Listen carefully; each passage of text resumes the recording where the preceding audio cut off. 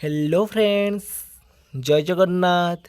तो आज भिडियो में डिस्कसन करवा ओटीटी एग्जाम 2026 सोशल स्टडीज गोटे पेडागोजी क्लास को जो थे कि आपण मानकर 50 टी अधिक गुरुत्वपूर्ण प्रश्न रही आपण मानक आगामी जून 28 रे ओटीटी एग्जाम बहुत बहुत हेल्पफुल कर। तो जदि आपण मानक ये भिडियोटी भल लगे निश्चित भाव में लाइक करेंगे, कमेंट करेंगे, ता सहित सेयार करने एवं जो मैंने कि चैनल को प्रथम थर पर विजिट करुवे चैनल को सब्सक्राइब कर रखिए। तो चलतु डेरी नक आज भिडियोटी को आरंभ करवा। तो प्रथम प्रश्न अच्छी निम्नोक्त मध्यरु केउटी भूगोल शिक्षणर परीक्षागार पद्धतिर पई सत्य अटे। केउटा भूगोल शिक्षणर परीक्षागार पद्धति पई सत्य अटे। ऑप्शन देछि देखंतु मन रखिबा, अनुकरण करिबा और कार्य माध्यम शिक्षण। देखो ऑप्शन नंबर ए देछि मन रखिबा, अनुकरण करिबा, कार्य माध्यम शिक्षण रहिबनी। अनुकरण, पर्यवेक्षण और कार्य माध्यम एटा भी रहिबनी आपण मानकर। तो ऑप्शन नंबर डी आसीबो। कोन आसीबो ना अनुसंधान, पर्यवेक्षण और कार्य माध्यम शिक्षण। डी ऑप्शन आपण मानकर राइट हेबो। एटी भी मन रखिबा देछि रहिबनी। तो परवर्ती प्रश्न अच्छी भूगोल शिक्षादान रे आंतर्जातिक तारीख सीमारेखा शिक्षण समय निम्नस्थ केउं पद्धति उपयोगी अटे। तो भूगोल शिक्षादान रे आंतर्जातिक तारीख सीमारेखा शिक्षण समय निम्नस्थ केउं पद्धति उपयोगी अटे। तो राइट आंसर ये मानकर कौन आसब देखो केवल आलोचना रही ताल उपरोक्त समस्त कटिज। प्रत्यक्ष पर्यवेक्षण आलोचना रही देखो तारीख सीमा रेखा पर देखिए आम परोक्ष पर्यवेक्षण करें। तो डायरेक्ट आम प्रत्यक्ष पर्यवेक्षण करें तो परोक्ष पर्यवेक्षण आलोचना हम ये राइट आंसर। तो परवर्ती प्रश्न अच्छी केउं अनुष्ठान उच्च प्राथमिक स्तर पर श्रेणी उपयोगी भारतीय इतिहासर पाठ्यक्रम संबंध में मार्गदर्शिका सुपारिश करथिले। एनसीईआरटी ना एनसीटी ना आईसीएसआर ना यूजीसी। तो केउं अनुष्ठान उच्च प्राथमिक स्तर पर श्रेणी उपयोगी भारतीय इतिहास पाठ्यक्रम संबंध में मार्गदर्शिका सुपारिश करथिले। तो वेरी वेरी इंपोर्टेंट क्वेश्चन रही आपण मानक पई। तो राइट आंसर रहिबो ऑप्शन नंबर ए एनसीईआरटी। तो परवर्ती प्रश्न अच्छी इतिहास शिक्षादान समय व्यवहृत जीवनी बा आत्मजीवनी पद्धति केउं तत्व पर आधारित। सांस्कृतिक घटनावली ना महापुरुष ना पुनःचक्रण ना अभिवृद्धि। तो इतिहास शिक्षादान समय व्यवहृत जीवनी बा आत्मजीवन पद्धति केउं तत्व पर आधारित। तो राइट आंसर रहिबो आपण मानकर ऑप्शन नंबर बी महापुरुष। तो परवर्ती प्रश्न अच्छी इतिहास शिक्षादान रे मुद्रार उत्स कौन। जो मुद्रार उत्स कौन, भाषा साहित्य ना नृतत्व ना प्रत्नतत्व ना कौनसटी नुहे। तो इतिहास शिक्षादान रे मुद्रार उत्स कौन। तो राइट आंसर रहिबो एठी आपण मानकर कौन ना ऑप्शन नंबर सी प्रत्नतत्व। तो परवर्ती प्रश्न अच्छी निम्नस्थ केउं विभागटी जड़े शिक्षार्थी इतिहास संग्रहालय पाइब नहीं। तो इतिहास संग्रहालय कोटा पाइबनी देखो भूतत्व इतिहास, स्थानीय इतिहास, जातीय इतिहास, आंतर्जातीय इतिहास। तो गोटे संग्रहालय कोटा पाइबनी भूतत्व इतिहासटा। ए ऑप्शन राइट आसीबो। तो परवर्ती प्रश्न अच्छी निम्नोक्त मध्यरु केउटी भूगोल शिक्षणर एक पद्धति नुहे। केउटा भूगोल शिक्षणर एक पद्धति नुहे। नाट्याभिनय, प्रकल्प, पर्यवेक्षण ना क्षेत्र परिभ्रमण केउटा भूगोल शिक्षणर एक पद्धति नुह बोली पचारुछि। तो राइट आंसर कौन आसीबो प्रकल्प रही आपण मानक जानथिबे, पर्यवेक्षण अच्छी, क्षेत्र परिभ्रमण अच्छी, तो नाट्याभिनय रहिबनी। तो ए ऑप्शन एठी राइट आसीबो। तो नेक्स्ट क्वेश्चन देछि भूगोल शिक्षण रे केउटी अन्य गुडिक ठारु भिन्न अटे। भूगोल शिक्षण रे केउटा अन्य ठारु भिन्न अटे। देखंतु पाठ्यपुस्तक, ग्लोब अच्छी, मानचित्र, सारणी। तो राइट आंसर कौन आसीबो ऑप्शन नंबर ए पाठ्यपुस्तकटा। तो परवर्ती प्रश्न अच्छी जातीय शिक्षा और गवेषणा परिषद एनसीईआरटी 1988 मसीह उच्च प्राथमिक श्रेणी पर देइथिबा मार्गदर्शिकार निम्नस्थ केउटी इतिहास शिक्षादानर उद्देश्य भाव में सुपारिश करा जाइछि। जो एनसीईआरटी जो आपण मानकर 1988 मसीह उच्च प्राथमिक श्रेणी पर देइथिबा मार्गदर्शिका मध्यरु केउटा एठी दर्शा जाइछि। तो ऑप्शन नंबर ए हम ये आप राइट आंसर ना बयस भित्तिर भारतीय समाज विकासर क्रम परिवर्तनर प्रमुख सोपान गुड़िक बुझे ए ऑप्शन एटी राइट आस। तो परवर्ती प्रश्न अच्छी इतिहास शिक्षादान समय केउटी प्रकल्प पद्धतिर एक साधारण नियम नुहे। इतिहास शिक्षादान समय केउटी प्रकल्प पद्धतिर एक साधारण नियम नुहे। कार्यभित्तिक गल्पकथन लक्ष्यभित्तिक ना अभिज्ञता भित्तिक। इतिहास शिक्षादान समय केउटा प्रकल्प पद्धतिर साधारण नियम कौन कौन अच्छी प्रकल्प गोटे लक्ष्य भाव थी कार्यभित्तिक थी अभिज्ञता भित्तिक थी कि गल्पकथन रही। तो बी ऑप्शन राइट आसब। तो परवर्ती प्रश्न अच्छी निम्नलिखित मध्यरु केउटी इतिहास शिक्षादान रे गल्पकथन पद्धति रे गल्पर एक प्रकार नुहे। गल्पटार गोटे प्रकार नुह कौटा देखो गल्पटा सत्य आधार रही किंवदंती उपरे आधारित होता है पौराणिक थी जीवन एटा हेनी। डी ऑप्शन राइट आसब। तो परवर्ती प्रश्न अच्छी निम्नलिखित मध्यरु केउ स्थान संकेतटी इतिहास शिक्षादान समय समयरेखा अंकन करिबारे साहाय्य करे नाही। निम्नलिखित मध्यरु केउ स्थान संकेतटी इतिहास शिक्षादान समय समयरेखा अंकन करिबारे साहाय्य करे नाही। कौन आसपटे राइट आंसर निर्दिष्ट स्थान रहिबो समय अवधि रहिबो दूरत्व रहिबो किंतु वर्णनाटा रहिबो कि एटा रहिबोनी आपण मानकर डी ऑप्शन एटी राइट आसीबो। तो परवर्ती प्रश्न अच्छी पर्यवेक्षण पद्धति केते प्रकारर। तो पर्यवेक्षण पद्धति आमर केते प्रकारर 2 4 3 ना 5। तो पर्यवेक्षण पद्धति आमर केते प्रकार होउछि 3 प्रकारर। गोटे है प्रत्यक्ष पर्यवेक्षण गोटे है परोक्ष पर्यवेक्षण आउ गोटे है नियंत्रित पर्यवेक्षण। ताले आमर रहिबो केते प्रकार 3 प्रकार रहिबो एठी राइट आंसर। तो परवर्ती प्रश्न अच्छी देखंतु केउ पद्धति इतिहास और नगर विज्ञान शिक्षादान पद्धतिर अंतर्भुक्त नुहे। केउ पद्धति इतिहास और नगर विज्ञान शिक्षादान पद्धतिर अंतर्भुक्त नुहे। गल्पकथन पद्धति क्षेत्र परिभ्रमण पद्धति ना परीक्षण पद्धति ना प्रकल्प पद्धति। तो राइट आंसर रहिबो एठी आपण मानकर कोन इतिहास और नगर विज्ञान देखंतु गल्पकथन पद्धति रहिबो क्षेत्र परिवहन पद्धति रहिबो प्रकल्प पद्धति रहिबो किंतु परीक्षण पद्धति रहिबोनी। तो सी ऑप्शन एठी राइट आसीबो। तो परवर्ती प्रश्न अच्छी केउ शिक्षादान पद्धति निम्न श्रेणीर शिक्षार्थी पई अनुपयोगी। सर्वेक्षण पद्धति नाट्याभिनय पद्धति पर्यवेक्षण पद्धति ना आलोचनामूलक पद्धति। केउ शिक्षादान पद्धति निम्न श्रेणीर शिक्षार्थी पई अनुपयोगी। तो राइट आंसर रहिबो ऑप्शन नंबर ए सर्वेक्षण पद्धतिटा। तो परवर्ती प्रश्न अच्छी केउ प्रकार प्रकल्प शिक्षार्थी मानकर ज्ञान निर्माण रे साहाय्य करिथाय। गठनमूलक प्रकल्प ना दलगत प्रकल्प ना समस्यामूलक प्रकल्प ना कौनसी नुहे। तो केउ प्रकार प्रकल्प शिक्षार्थी मानकर ज्ञान निर्माण रे साहाय्य करिथाय। तो राइट आंसर कौन आसबो ना ऑप्शन नंबर ए गठनमूलक प्रकल्पटा।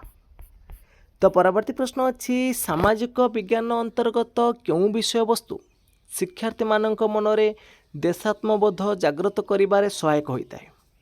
इतिहास भूगोल अर्थनीति ना परिवेश विज्ञान। तो सामाजिक विज्ञान अंतर्गत केउ विषय वस्तु शिक्षार्थी मानक मनरे देशात्मक बोध जागृत करिबो।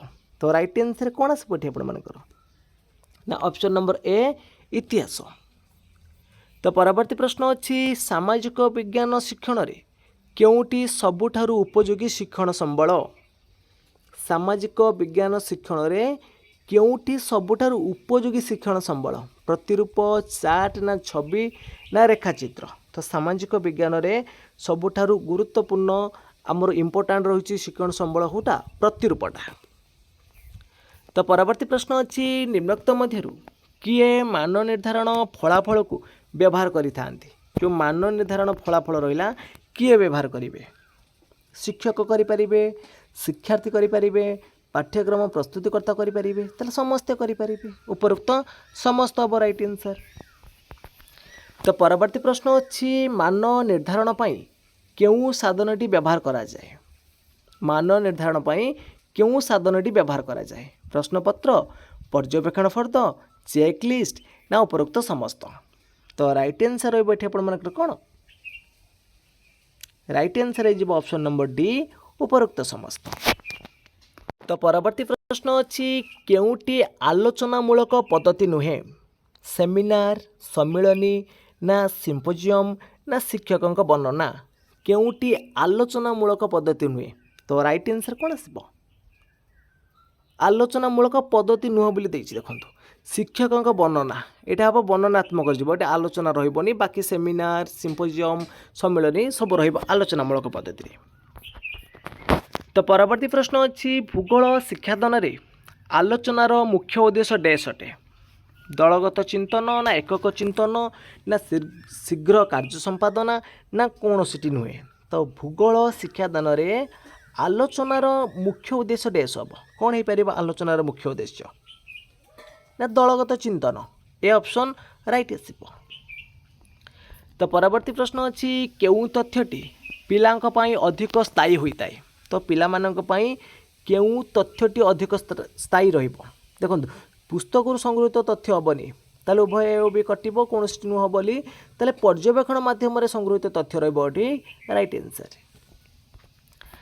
तो परवर्ती प्रश्न अच्छी डैश एक श्रेणीगृह बाहर पर्यवेक्षणर उदाहरण नुहे श्रेणीगृह बाहर कौटा हेनी पागटा श्रेणीगृह बाहर हम मूर्तिकाटा स्थानीय परिस्थिति देखा कि मानचित्र श्रेणीगृह भितर रहा हम आपर राइट आंसर। तो परवर्ती प्रश्न अच्छी उत्तम प्रतिरूपर डैश वैशिष्ट्य रहा आवश्यक सादृश्य सरलता प्रासंगिकता उपरोक्त समस्त तो उत्तम प्रतिरूपर डैश वैशिष्ट्य रहा आवश्यक तो राइट आंसर रहा सब गुड़िक डी ऑप्शन राइट हम।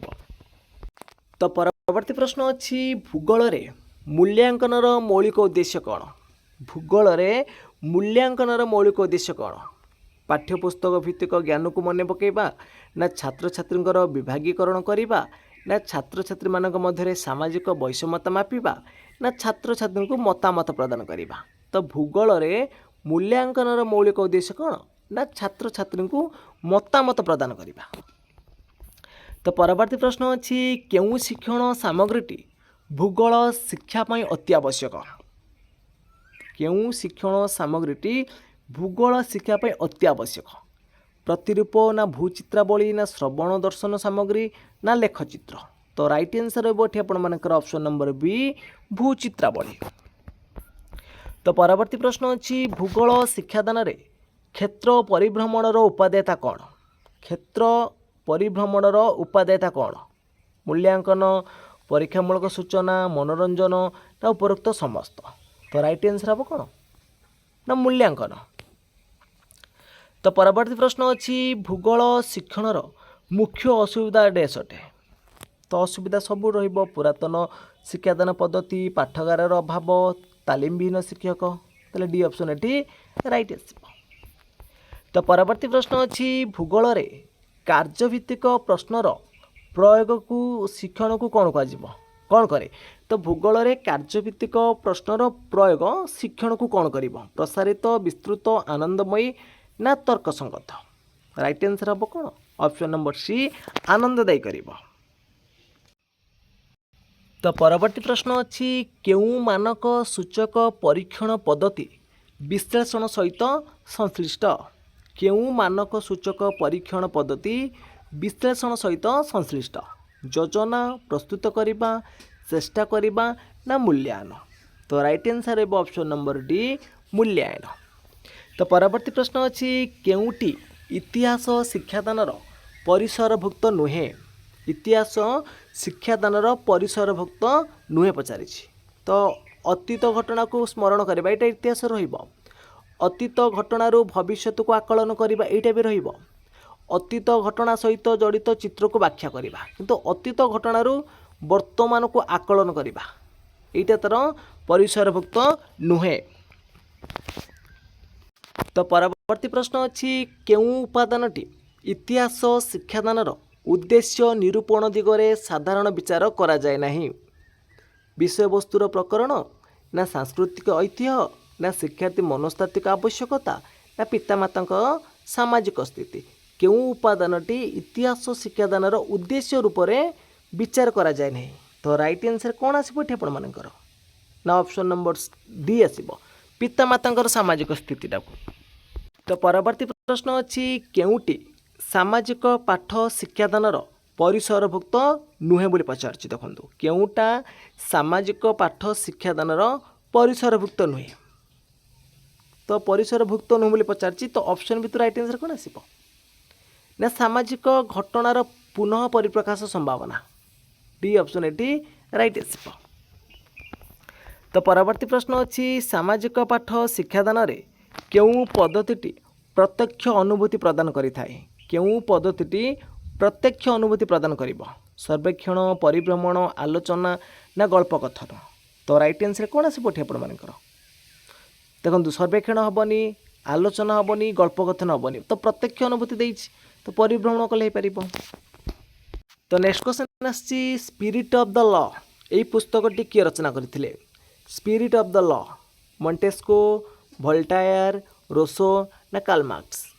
तो एई पुस्तकटी किए रचना करथिले spirit of the law Montesquieu A option right आसिबो। तो नेक्स्ट क्वेश्चन देछि केउ प्रकार शिक्षार्थी प्रतिकारकण शिक्षादानर उपकृत हुअन्ति। तो केउ प्रकार शिक्षार्थी प्रतिकारण शिक्षादानर उपकृत होइतांती। तो राइट आंसर एठी आपण मानकर कोन आसीबो ना ऑप्शन नंबर सी। देखंतु जो माने कि शैक्षिक क्षेत्र में पछुआ अछन तो सेहि माने उपकृत हेबे। तो परवर्ती प्रश्न अछि प्रवेशिका परीक्षा केउ श्रेणीर मूल्यांकन जोटा कि आम रोची प्रवेशिका परीक्षा गुड़िक केउ श्रेणीर मूल्यांकन जीव समष्टिगत ना गठनमूलक ना स्थानीकरण ना नैदानिक। तो प्रवेशिका परीक्षाटा आमर कौ श्रेणी आसीबो स्थानीकरण मूल्यांकन रहिबो डी ऑप्शन राइट आसीबो। तो परवर्ती प्रश्न अछि केउटी ऐतिहासिक घटना गुड़िकर प्रत्नतात्विक उत्स नुहे। केउटी ऐतिहासिक घटनार प्रत्नतात्विक उत्स नुहे स्मृतिस्तंभ शिलालिपि ना ग्रंथ ना धातु फलक। तो राइट आंसर रही ऑप्शन नंबर सी ग्रंथटा। तो परवर्ती प्रश्न अच्छी अक्षांश द्राघिमा अध्ययन पई केउ पद्धति सर्वाधिक उपयोगी। अक्षांश और द्राघिमा अध्ययन पई केउ पद्धति सर्वाधिक उपयोगी प्रत्यक्ष पर्यवेक्षण पर्यवेक्षण ना परोक्ष पर्यवेक्षण ना व्याख्यान पद्धति। तो अक्षांश द्राघिमा पढ़ा हेले आमर परोक्ष पर्यवेक्षणटा बेस्ट आसो आम प्रत्यक्ष पर्यवेक्षण करें तो परोक्ष पर्यवेक्षण रहिबो राइट आंसर। तो परवर्ती प्रश्न अच्छी केउटी पृथ्वीर किंबा पृथ्वीर एक अंशर प्रतिकृति को प्रतिनिधित्व करे।